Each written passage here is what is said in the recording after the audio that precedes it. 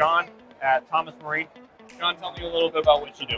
What do? We do, you name it, air conditioning, refrigeration, we do custom work, we do product lines like the Medic, and we also do the Arid system, which allows us to fine tune or tweak or get a better result of pulling moisture out of the boat and discarding it. So for instance, we'll have air conditioning, which everybody knows that air conditioning is doing just that. They're dehumidifying the air, but to be able to pull all of the moisture out of the boat and then dump it in a shower sump, pump it overboard directly with an Arid system, it just makes a healthier boat. So what we do to try and dovetail the Arid system along with the air conditioning system, which they both work in unison to achieve the same thing, a dry boat. So the Arid Bilge system, it gets rid of your mold, it gets rid of your odor, it gets rid of your rust, and the Arid Bilge system goes ahead and keeps a nice, dry, and clean, fresh boating experience. Just like when the boat came from the factory. John